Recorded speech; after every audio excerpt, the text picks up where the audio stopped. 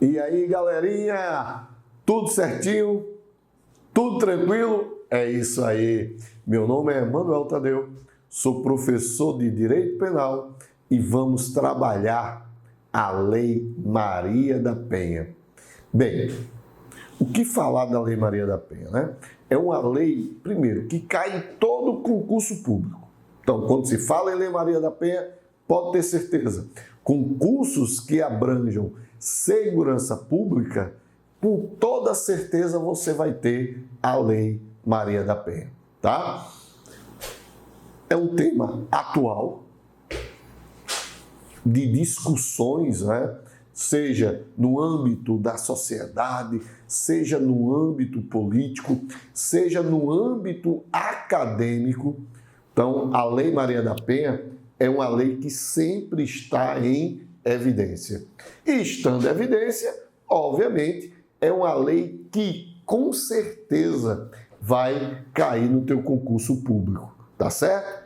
Bem, a lei é a Lei 11.340 de 2006. Então já temos aí 13 anos, né, da Lei Maria da Penha.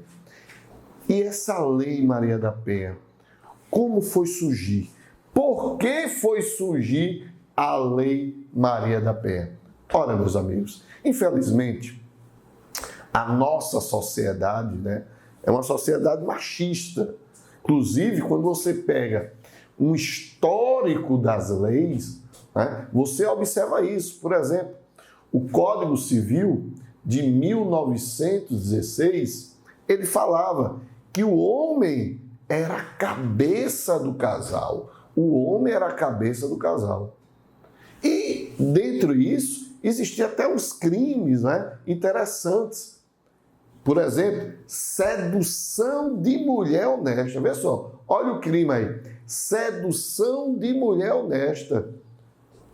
Ora, o que era a sedução de mulher honesta? Hoje, obviamente, esse crime não existe mais, viu, pessoal? Esse crime foi revogado, né?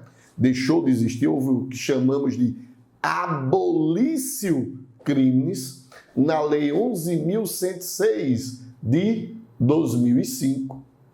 Esse crime deixou de existir. Por quê? O que é conceito de mulher honesta? Eu posso dizer que o conceito de mulher honesta na década de 40, de 30, de 20 é o mesmo de hoje? Não. Vê só o que era a mulher honesta. Por isso vocês vão entender um pouco a ideia, o histórico dessa Lei Maria da Penha. Falar sobre mulher honesta era dizer que a mulher era aquela que o homem chegava, né, sentava na poltrona, quando chegava do trabalho, sentava lá na poltrona, a mulher vinha com uma bacia, não é, de água quente e lhe escaldava os pés. Olha, o cara lá ficava sentado e a mulher lhe escaldava os pés. Depois que ele terminava, ele ia jantar, a mulher não podia sentar à mesa, não é? Porque se faltasse uma colher, um garfo, um copo, a água, o suco, ela ia buscar. Tivesse tudo certinho, ela voltava, sentava à mesa e eles jantavam. Após o jantar, se ele quisesse, ele olhava para ela e dizia: vá para o quarto, que agora eu vou lhe usar. Né? Vejam só. Então, hoje, não tem cabimento, né? A ideia de mulher honesta. Hoje, a ideia de mulher honesta é outra. A ideia de mulher honesta é a ideia da mulher companheira, amiga, né? Aquela mulher que trabalha. Então, isso hoje a gente pode considerar mulher honesta. Inclusive, eu falei em trabalho, vejam, deixa eu só colocar aqui o tempo aqui, para o professor Isaqueu não brigar comigo, que eu esqueci de colocar o tempo aqui no celular aqui, para não parar o tempo aqui, para a gente não passar o tempo aqui. Então, veja,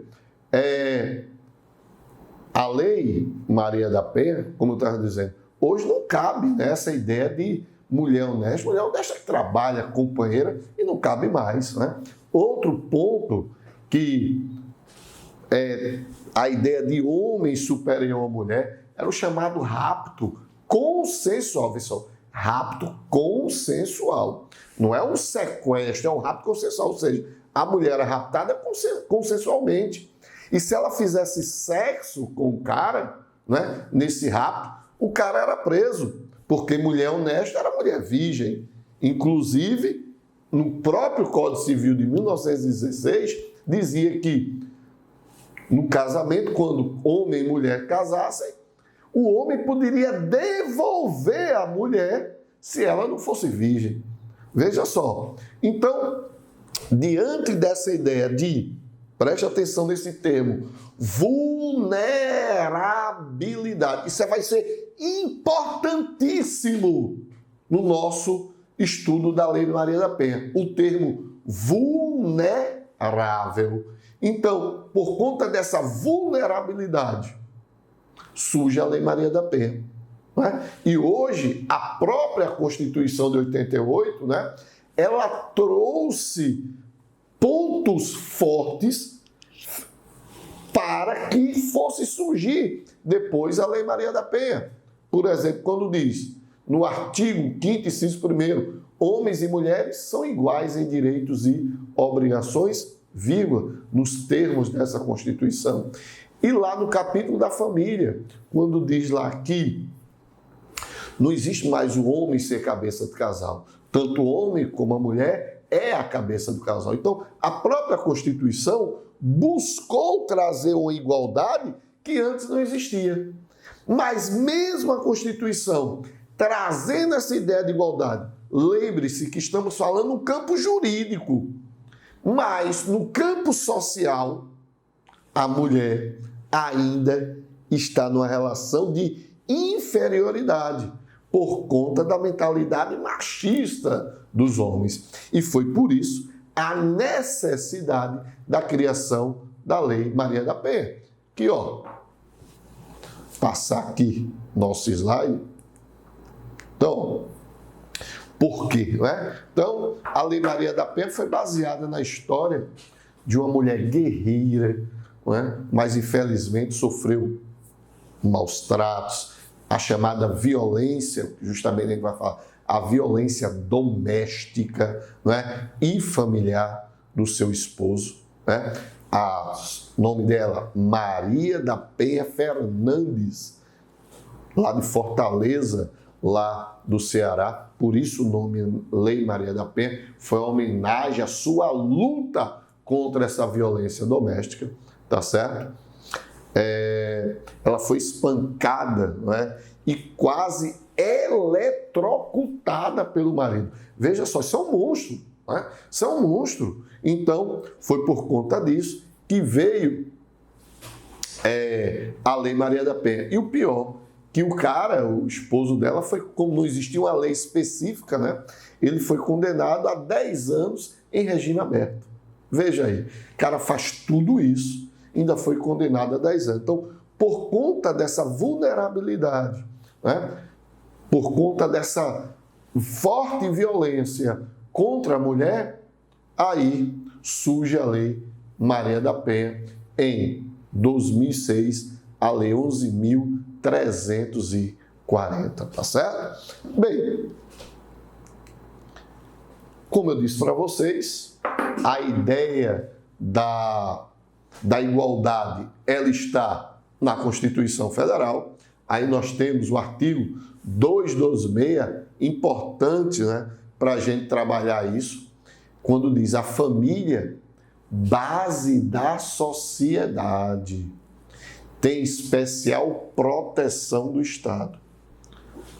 Parágrafo 8º diz lá, o Estado assegurará assistência à família na pessoa de cada um dos que integram, criando um mecanismo para coibir a violência no âmbito de suas relações. Por isso, a necessidade da criação da Lei Maria da Penha. Porque a Constituição trouxe dispositivos assecuratórios para assegurar a proteção, não é, da mulher, não é, dentro, aí a gente vai ver o artigo 5º e o artigo 7º, quais são no âmbito, o objeto dessa proteção, tá certo?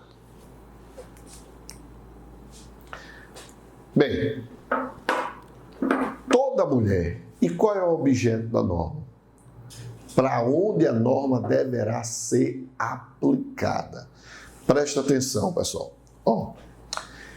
Cuidado nessa história de dizer a lei Maria da Penha é para a mulher. E você coloca a mulher como âmbito geral, ou seja, uma análise que a gente chama de análise lato sensu, que não pode, tá certo? A gente tem que analisar a ideia da mulher como proteção da Lei Maria da Penha em stricto sensu. Por quê? Ora, é o seguinte, cara tem uma discussão no trânsito, aí ele desce e vai lá e bate na mulher. Lei Maria da Penha. Não, tem nada a ver com Lei Maria da Penha, não. Não vai ser enquadrado essa violência na Lei Maria da Penha. Discussão entre dois amigos na faculdade, aí o cara vai e bate na mulher. Lei Maria da Ova, vai ser aplicada a Lei Maria da Penha aí. Não é, pessoal, não é. A Lei Maria da Penha, ela especifica qual tipo de mulher que estaria enquadrado na lei. Estão lembrados que eu disse que um termo seria muito importante para a gente entender a Lei Maria da Penha, que é o termo mulher vulnerável. A ideia que a gente chama de direito da hipossuficiência. Não é? Então, aquela mulher que é hipossuficiente, ou seja, a mulher vulnerável. Então, a ideia, primeiro, da Lei Maria da Penha vai ser aplicada à mulher que é vulnerável, a ideia de hipossuficiência. Beleza? Muito bem. Então, olha o que diz o termo aí. Está lá no... Então, primeiro, o que a gente vai fazer para estudar isso aqui? A gente tem que ver pontos que sempre caem em concurso público. Tá? Quais são os pontos principais que caem em concurso público? Anota aí. O artigo 1º, não é? Aí vem o artigo 2º, o artigo 5º e o artigo 7º. Então, logo de cara, meus amigos, vocês vão ter que entender o artigo 1º, o artigo 2º, o artigo 5º e o artigo 7º. Esses artigos não caem, não. Eles despencam em concurso público. Manuel, vamos estudar apenas esses dispositivos? É claro que não, tá? Nós vamos estudar depois outros dispositivos, como a questão da autoridade policial, a questão do Ministério Público, do juiz, a questão das medidas protetivas, tá certo? Então, é a segunda parte mais importante. Mas, para você entender a Lei Maria da Penha, você tem que obrigatoriamente entender esses dispositivos. Que 50% das questões que hoje caem sobre a Lei Maria da Penha vai se basear nisso aí, tá certo? Então, são dispositivos importantíssimos para a gente trabalhar.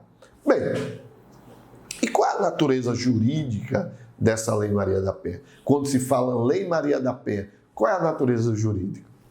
Vê só, é interessante que muitas vezes em concursos públicos, sempre a Lei Maria da Penha ela cai na parte de direito penal. Aí você já diz, olha, a Lei Maria da Penha é um dispositivo de natureza penal. Não, pessoal, não é. Hoje, inclusive, o STF entende que a Lei Maria da Penha é uma lei multidisciplinar. Tá? É uma lei multidisciplinar. Então, veja só, interessante que dizia assim, não, é natureza jurídica penal, mas só tem um dispositivo que é de crime, que é o artigo 24A. Não é? Então, os outros, a natureza civil, processual, inclusive trabalhista. Não é? Então, por isso que a gente diz, preste atenção, cai na prova. Qual a natureza jurídica da Lei Maria da Penha? Pode ter certeza que a primeira letra A vai estar lá, direito penal, para induzir você a marcar. Mas não, pessoal. A Lei Maria da Penha, ela tem natureza multidisciplinar. Tá bem? Vamos lá. Então, qual seria essa mulher que eu falei de hipossuficiente, vulnerável?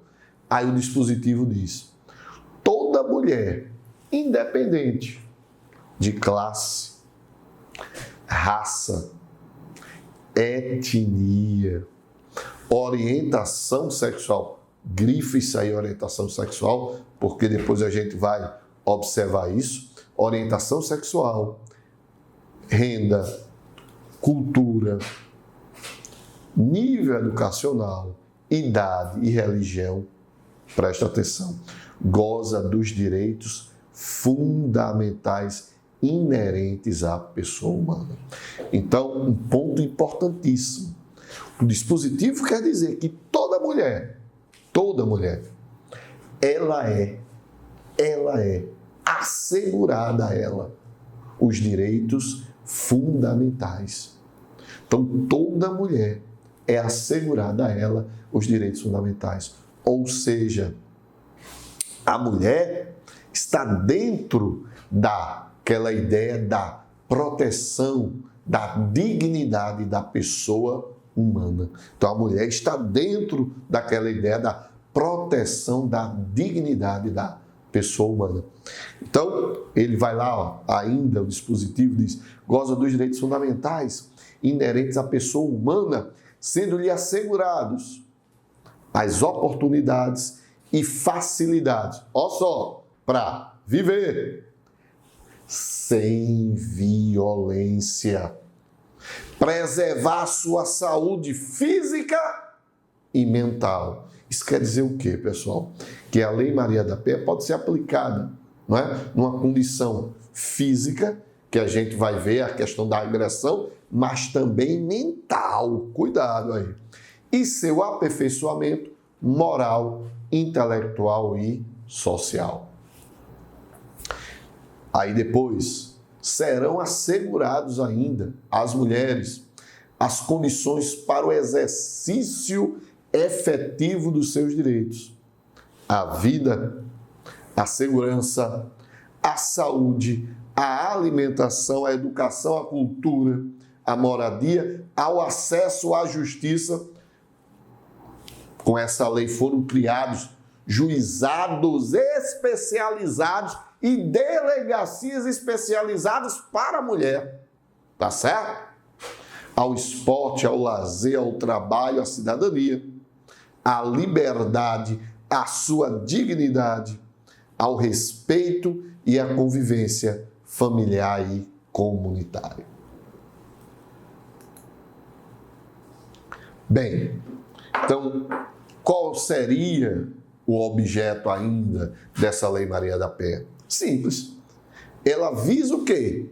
Criar mecanismos, medidas protetivas, para coibir e prevenir a violência doméstica e familiar contra a mulher. Baseado naquele parágrafo 8º, lá do artigo 226 da Constituição Federal, não é? Mas também de um tratado internacional que o Brasil faz parte, que é da Convenção sobre a Eliminação de todas as formas de violência contra a mulher. Também da Convenção Interamericana para prevenir, punir e erradicar a violência contra a mulher e de outros tratados internacionais que foram, obviamente, ratificados, pelo Brasil. Então, veja, preste atenção. Então, a ideia de proteção não é só de uma legislação interna, não.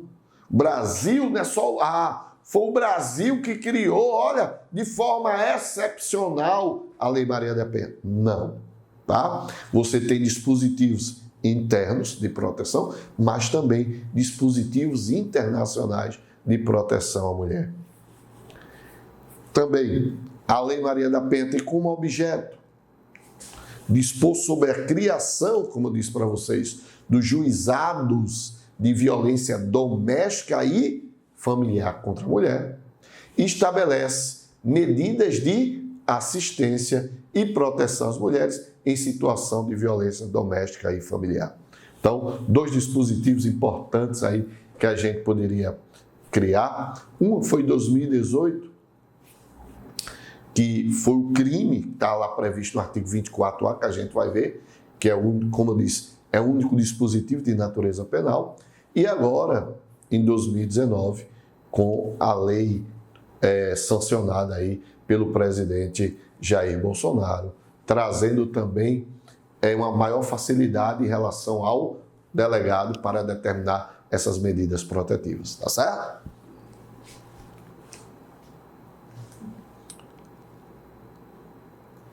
Então, tudo que eu falei está no artigo 2º, não é? Quando diz toda mulher, e no artigo 3º. Então, tanto o artigo 2º e 3º da Lei 11.340 de 2006 enumeram direitos e garantias fundamentais à pessoa humana que devem ser assegurados a toda e qualquer mulher, independente, seja de sua classe, seja de sua raça, seja da sua etnia, seja da sua orientação sexual, porque a gente vai ver que cabe também a Lei Maria da Penha nas relações homoafetivas. A gente vai ver quando for trabalhar o sujeito ativo e o sujeito passivo da Lei Maria da Penha, em relação também à sua cultura, religião, etc.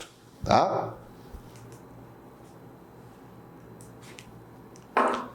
Aí o parágrafo 1º diz: o poder público desenvolverá políticas que visem garantir os direitos humanos das mulheres no âmbito das relações domésticas e familiares, no sentido de resguardá-las de toda forma de negligência. Olha aí, que a ideia, outro ponto importante, a ideia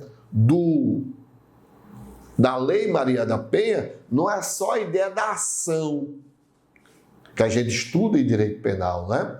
A ideia, você tem 2 tipos de ação. A ação pode ser comissiva, que gera o dolo, e a ação pode ser omissiva, que gera a culpa. Então, a ideia aqui da Lei Maria da Penha não é só da ação comissiva, o dolo, mas também da negligência, da sua omissão, que vai descambar para a culpa. Discriminação. Olha aí a ideia de discriminação também. Exploração econômica, a violência, que é a violência física, crueldade e opressão. Então vejam aí, logo de cara, que esse poder público, né, vai ter que desenvolver o quê? Políticas que busquem garantir a proteção física, mas também psicológica, né? Então, é direito humano da mulher. Mais uma vez, a ideia da dignidade da pessoa como mulher. Essa preservação física e mental. Cabe ainda à família, à sociedade e ao poder público criar as condições que sejam necessárias para o efetivo exercício dos direitos enunciados no CAP. Mas preste atenção no que eu vou falar agora. Preste atenção. Isso cai muito em prova e a gente tem que ter cuidado. Veja, o Estado, não é? É o responsável constitucional, claro, de assegurar assistência à família, não é? Na pessoa de cada um. Na pessoa de cada um. Cada membro da família. Quando ele diz na pessoa de cada um, estamos falando de cada membro da família. E de criar mecanismos, ou seja, criar leis que assegurem o quê? Coibir a violência no âmbito né, de suas relações, que relações são essas? Familiares. Então, a Lei Maria da Penha se encarregou de quê? De atribuí-lo a incumbência de desenvolver o quê? Políticas que visem garantir os direitos humanos da mulher no âmbito das relações domésticas e familiares, no sentido de quê? De resguardar de toda forma de quê? De interferência, discriminação, exploração, violência, né? Crueldade e opressão. Agora, aí vem a pergunta de prova. Cuidado! A pergunta de prova vem: é só o Estado que tem esse dever? Ou seja, a prova vai dizendo: cabe apenas, esse cuidado nesse apenas, ou cabe somente ao Estado, não é? O dever de criar políticas de proteção à mulher no âmbito familiar. Não! Cabe a quem essa proteção? Cabe a 3 pilares. E a gente sempre, quando a gente vai tratar de uma lei específica, né? Por exemplo, contra a lei do Estatuto do Idoso, o ECA, sempre, obrigatoriamente, a proteção depende de 3 pilares. Quais são eles? A família, a sociedade e o Estado. Eu gosto sempre de colocar um triângulozinho aqui, não é? Que os 3 pilares, família, sociedade e o Estado como base, tá certo? Então, muito cuidado na pegadinha de prova quando diz lá que a proteção única e exclusivamente depende do Estado. Não, pessoal. Depende de 3 integrantes, né? Que é a família, a sociedade, não é? E o poder público. Tá certo? Tranquilo aí?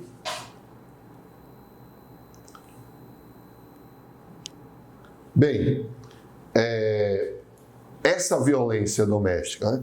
Antes da gente trabalhar, começar a trabalhar, o ponto principal que eu disse para vocês, os artigos, entre eles o artigo 5º, é bom a gente lembrar do único crime previsto na Lei Maria da Penha, que é 2018, está lá no artigo 24A, que diz lá: descumprir decisão judicial que defere medidas protetivas de urgência previstas nessa lei. Olha o crime aí, detenção de 3 meses a 2 anos, tá certo? Então, descumprir essa decisão judicial que defere medidas protetivas de urgência, então você vai ter uma detenção de 3 meses a 2 anos. Parágrafo 1º. A configuração do crime independe de competência civil ou criminal do juiz que deferiu as medidas. Ou seja, tanto pode ser aplicada por um juiz criminal como um juiz da vara civil. Parágrafo 2º. Na hipótese de prisão em flagrante, apenas a autoridade judicial poderá conceder fiança. E o parágrafo 3º, o disposto neste artigo não exclui a aplicação de outras sanções cabíveis, aí que seriam essas sanções cabíveis. Ali, aquelas sanções cabíveis previstas no próprio Código Penal, no Código de Processo Penal. Então, meus amigos, a partir de agora, o que nós vamos estudar? A chamada violência doméstica e familiar. A gente vai ver que existe, que o artigo 5º, ele fala de 3 núcleos, não é? De 3 núcleos. E são esses 3 núcleos que a gente vai estudar e tem que decorar cada núcleo. Por quê? Porque é o que cai em prova, tá certo? Então, só que a gente só vai estudar esse dispositivo no próximo bloco. A gente vai dar uma paradinha aqui e no próximo bloco a gente continua, tá certo? Até mais!